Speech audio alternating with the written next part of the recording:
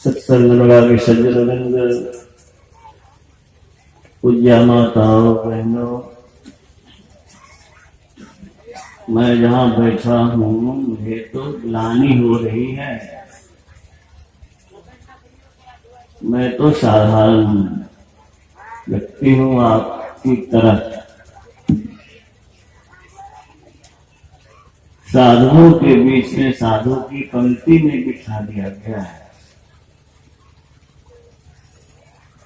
मेरे मन में होता है, सुना है आप लोगों ने भी, अट्टालिका के उच्च शिखर पर बैठने से कौवा कोयल नहीं हो जाता, बगुला हंस नहीं हो जाता।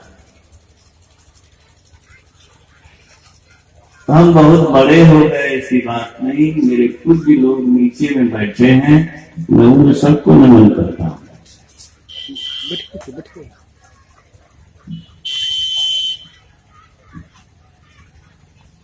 मुझे बड़ी प्रसन्नता है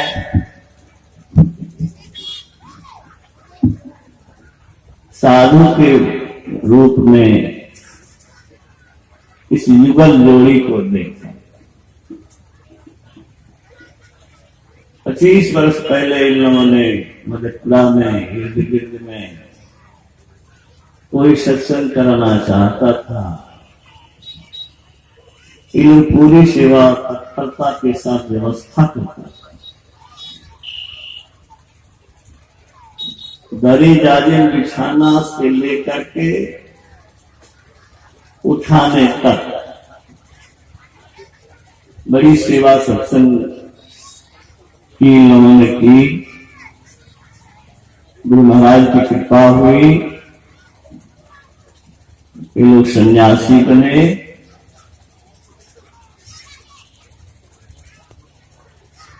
अब एक ही लालसा है कि लोग शिखर पर पहुंचे, संत मत का नाम गौरवान्वित करे।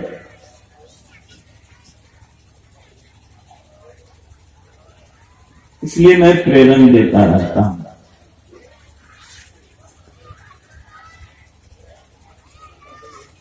अभी कर्म फल की बात आप लोग सुन रहे थे। जैसा बोएंगे वैसा काटेंगे। As you sow so you reap. मैं भौतिक विज्ञान पढ़ाता हूं, उसमें एक नियम है, प्रकृति का नियम है। प्रत्येक क्रिया के समान और विपरीत प्रतिक्रिया होती है। ये पदार्थ पर ही लागू नहीं होता है। पदार्थ को चलाने वाली जो आत्मा है उस पर भी लागू होता है। हम किसी की आत्मा को ठोकर देंगे, दर्द देंगे, दुख पहुंचाएंगे तो रिटर्न में हमें भी मिलेगा। तुलसी आह गरीब की कभू निष्फल जाए, मोए खाल के सांस से लोह भस्म हो जाए। तो रिटर्न में आपको मिलेगा, जैसा आप देंगे वैसा पाएंगे। स्वामी विवेकानंद ने कहा, हमारी वर्तमान हालत पूर्व के कर्म और विचार का फल है, और अभी हम जैसा कर रहे हैं उसके अनुसार भविष्य निर्माण हो रहा है। गुरु महाराज ने परीक्षा भवन में जो व्याख्या दी उसका भाव यही है कि जैसे मंदिर का निर्माण ईंट से होता है, मजबूत ईंट से मजबूत मकान बनते हैं, ऐसे ही प्रत्येक दिन के सुकर्म रूपी ईंट से जीवन मंदिर बनता है मजबूत। सुंदर कर्म से हम अपने जीवन मंदिर को भव्य, आकर्षक सुखदायी बना सकते हैं। सबसे सुंदर कर्म है ईश्वर भजन। हमें तो ईश्वर भजन रूपी सर्वश्रेष्ठ गीत से जीवन मंदिर को भव्य, आकर्षक और मजबूत बनाना है। देह धरे करिया फल भाई, भजिए राम सब काम बिहाई। लिखकर परीक्षा भवन को छोड़े तो छोड़ ही दिए संसार को, संसारिकता का। और जिस ऊंचाई पर पहुंचे आज हम मानते हैं, आप भी मानते हैं और प्रमाण पाते हैं। आराध्य देव का शरीर हमारे बीच नहीं है, लेकिन वे हमारे बीच हैं। ये सत्कर्म का फल, सत से जुड़ने का कर्म था। सत्स्वरूप परमात्मा से जुड़ने के प्रयास में कठोर तपस्या उन्होंने की और हम लोग को भी सलाह दी है। प्रत्येक सत्संगी को तप करना चाहिए। तन और मन के सुख को छोड़ देना ही तप है। ये बहुत विचारणीय है, अनुकरणीय है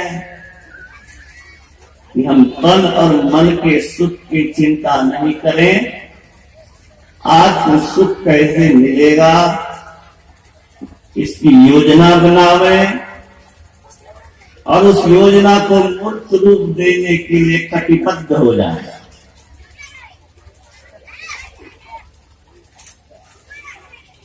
तन सुख, मन सुख, इंद्रिय सुख सब। तन सुख मन सुख नहीं है मेरा। आत्म सुख असली सुख है और सब सुख तो दुख है, भ्रामक है, दुख परिणामी है, क्षणिक है, अमंगलकारी।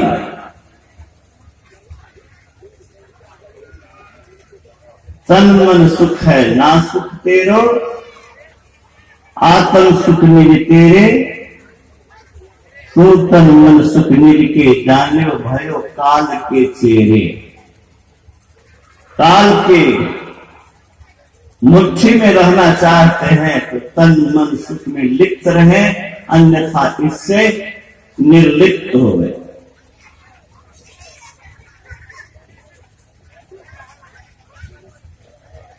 लक्ष्मण जी ने वेदांत का भी निरूपण किया, जो पाठ आपने सुना है। देखिए सुनिए घूमिए मन माही, मोह मूल परमारस नहीं। इंद्रियां जो दिखाती है, आपको सुनाती है, महसूस कराती है, वह सब धोखा है। असली को न दिखाती है, न सुनाती है, न महसूस कराती है। हमें भरमाती है, भटकाती है और दुर्दशा कराती है। विवेकी जन को इससे सावधान रह करके जो सार्थ है, जो असली है,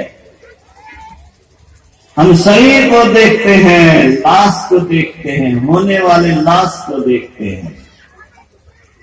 जिसके बदौलत ये लाश काम करता है उसको नहीं देख पाते हैं।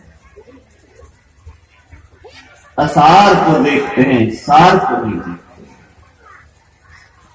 सार को पकड़ करके ही कोई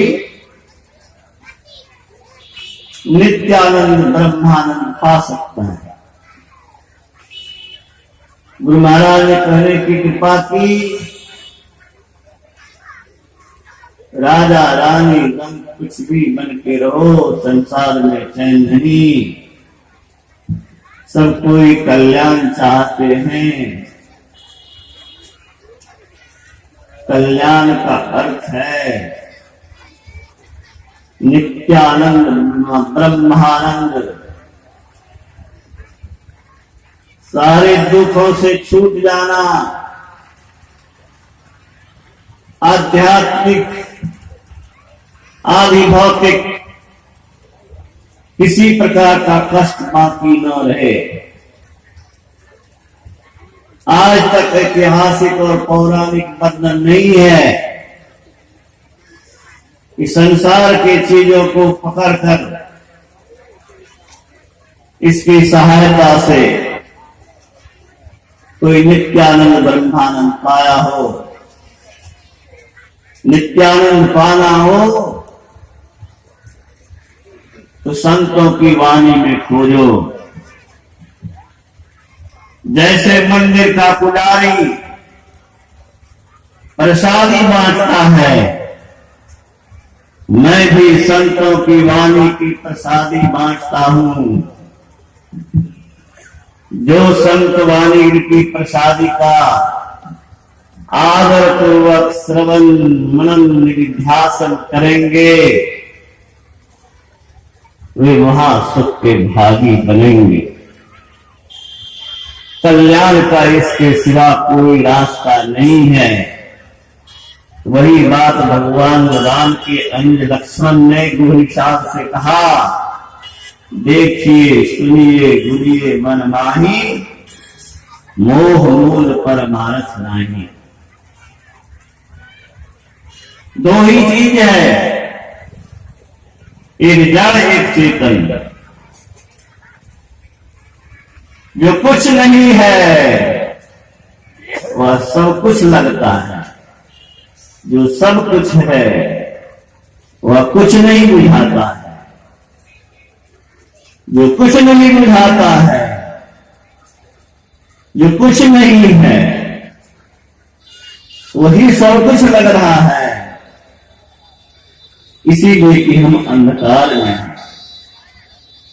अंधकार में भ्रम होता है, अंधकार में तम होता है, वहां जम होता है, वहां गम होता है, वहां संशय होता है, वहां ठोकर लगती है, वहां दर्द होता है, वहां परेशानी है, अशांति है, हाहाकार है। सारी दुर्दशा का जड़ अंधकार है। उस अंधकार के कारण ही ये सब कुछ जो कुछ नहीं है वो सब कुछ बुझाता है। जिसके अंदर में ब्रह्म ज्योति जग गई, जिसने उस प्रकाश को देख लिया, वह भ्रम में नहीं रहता, विकार उसके पास नहीं रहता। गुरु महाराज ने कहा, असार गाढ़ अंधार घट में जाते दुख अपार है, गुरु कृपा के भेद ले तन तोड़ी दुख निवारी। कौन नहीं दुख से छुटकारा चाहता है? कोई अभागा धरती पर नहीं जो दुख से छूटना नहीं चाहता। लेकिन याद रखिए, जब तक आंख बंद करने पर आप अंधकार देखते हैं, तब तक आपको कोई दुर्दशा से, दुख से, दुर्दिन से, दुर्भाग्य से, गम से, तन से, जन से, भ्रम से छुड़ा नहीं सकता। एक स्वर से मिला है मनुष्य शरीर पा करके। इस अंधकार का छेदन करके हम सुषुम्ना द्वार से प्रविष्ट होकर के उस प्रकाश मंडल में पहुंचकर अपने विकारों को, भ्रम को, दुख के कारण को मिटा सकते हैं। मैं तो सुनने के लिए आया था, मैंने कहा भी था पूरा समय लीजिए। मैं ज्यादा नहीं कहूंगा। मैं इन लोगों को बहुत बहुत शुभकामना देता हूं। आयोजन करने वाले को भी शुभकामना देता हूं। और सत्संग मंदिर बन रहा है, मेरे लिए बड़ी प्रसन्नता की बात है। मेरा तो पैसा है नहीं। क्यों नहीं है? अरे देह जब गुरुदेव का, देह जब ईश्वर अव्यक्त सत्ता का, कमाई किसकी कहिए? बोलिए, शरीर परमात्मा की दी हुई है, इसकी कमाई किसकी? उसी परमात्मा की। तो मैं अगर अपना नाम लिखाऊं तो अभी ठीक नहीं है, लेकिन कुछ कहना तो पड़ रहा है। तो मैं 11,000 रुपये इस सत्संग मंदिर के निर्माण के लिए देना चाहता हूं, देने की इच्छा रखता हूं, यथाशीघ्र देना चाहूंगा। श्री गुरु।